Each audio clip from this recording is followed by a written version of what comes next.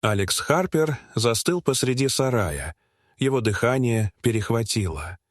Он помогал коровам рожать столько раз за свою жизнь, что уже давно перестал вести счет. Но никогда еще его руки так не дрожали. В загоне стонала Несса, его самая надежная, самая доверенная корова. Она лежала на боку, тело ее вздрагивало от напряжения схваток. Алекс был готов к близнецам, даже к возможным осложнениям. Но то, что он увидел, заставило его сердце сжаться. Позади него в проходе амбара стояла Маргарет, его жена. Она крепко сжимала ворота, а ее тихий вздох нарушил вязкое молчание. «Алекс, это?» Она не смогла закончить вопрос. Лицо Алекса побледнело. Он опустился ниже, сердце колотилось, глаза расширились. Новорожденный теленок, только что выскользнувший на свет, шевельнулся в сене. Но в этот раз что-то было по-настоящему не так. Фермерский инстинкт Алекса кричал: «Такого не должно быть». Харперы жили на земле Йоркшира столько, сколько он себя помнил. Эта земля носила следы сапог его отца и деда. Каждое поколение оставляло здесь свою историю. Другие фермеры полагались на бирки, тетради и отметки, чтобы различать коров. Алекс же знал каждую из них по походке, по взгляду, потому как они в сумерках подходили к кормушке.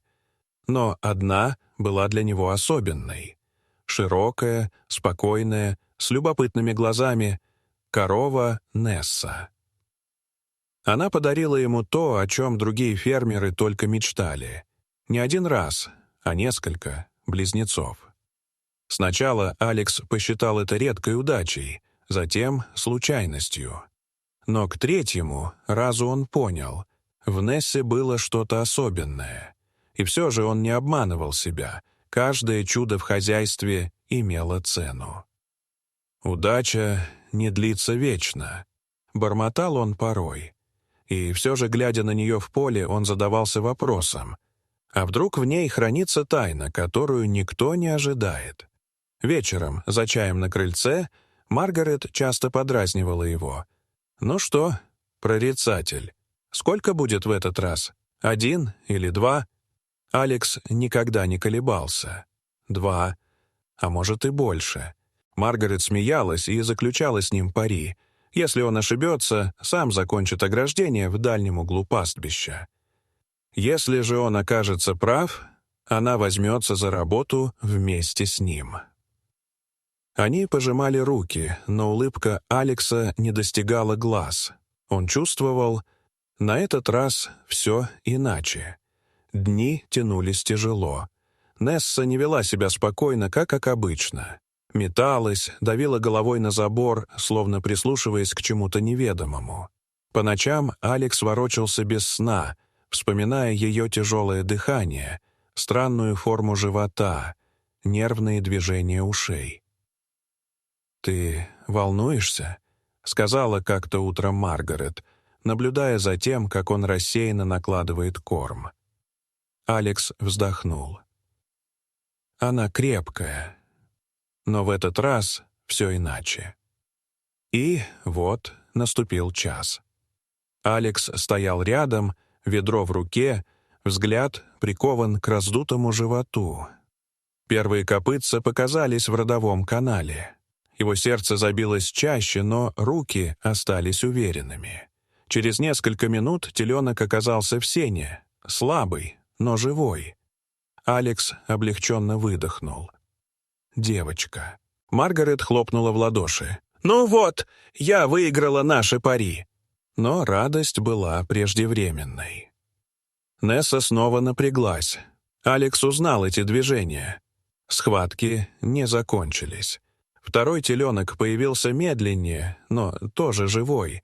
Маргарет рассмеялась. «Снова близнецы!» Алекс кивнул, но тревога не отпускала его. Он видел, Несса все еще борется, и через несколько минут невероятное стало явью. Третий теленок. «Нет», — прошептал Алекс, — «такого не бывает». Маргарет прикрыла рот рукой. Тройняшки. 1 шанс на сотни тысяч. И все же Несса не остановилась. Ее тело снова содрогнулось. Алекс почувствовал движение внутри. 4. «Алекс, это убьет ее!» — воскликнула Маргарет. Его пальцы дрожали. Он понимал, любое вмешательство может ранить Нессу, а ожидание может ее погубить. «Позови ветеринара. Скажи, что срочно», — резко сказал он. Маргарет кинулась к дому. Алекс же остался у Нессы. 3 теленка пищали рядом, словно умоляя ее выстоять. Один из них вдруг перестал дышать. Алекс схватил его, отчаянно растирая, вдувая воздух крошечные ноздри. Секунды тянулись вечностью. И вдруг слабый крик. Он зажил. Но в тот же миг Несса снова напряглась. 4 теленок рвался на свет. Алекс взял веревку, Маргарет вернулась и держала голову коровы, шепча ей слова поддержки. «На счет 3, девочка, тушься вместе со мной», — прошептал Алекс. И в этот момент в амбар ворвался ветеринар. Они вдвоем, осторожно и синхронно, вытянули 4. На миг показалось, что он мертв, но после яростных попыток задышал и он. «Четверняшки», — пробормотал ветеринар. 1 шанс на 700 тысяч. Но радость сменилась ужасом. Несса лежала без сил, дыхание ее было рваным. Ветеринар осмотрел ее и покачал головой. «Она сможет выкормить только 1, остальных придется выхаживать вам». Алекс опустился рядом с ней, гладя по голове. «Ты дала больше, чем могла. Остальное мы возьмем на себя». Он и Маргарет перенесли 3 в отдельный загон, уложили на чистое сено и начали кормить из бутылок теплым молоком. Когда Алекс вернулся, он увидел.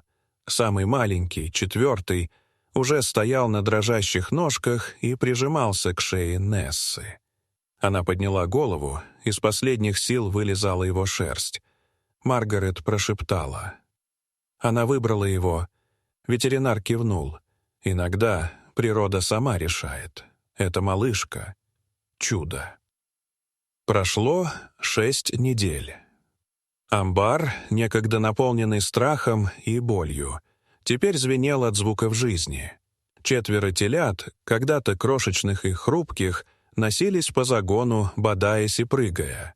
Несса, похудевшая, но гордая, стояла среди них, прижимаясь к каждому по очереди, словно пересчитывала их. Когда настал день вывести их к стаду, Алекс открыл ворота, сердце колотилось. Старые коровы обнюхали новеньких, и стадо приняло их, сомкнувшись кольцом. Маргарет взяла Алекса за руку. 4 чуда. Идут рядом. Он кивнул, глядя на самую маленькую чудо-девочку, что шагала смелее всех. В ту ночь, когда его сердце чуть не остановилось, он понял. Это не просто фермерство.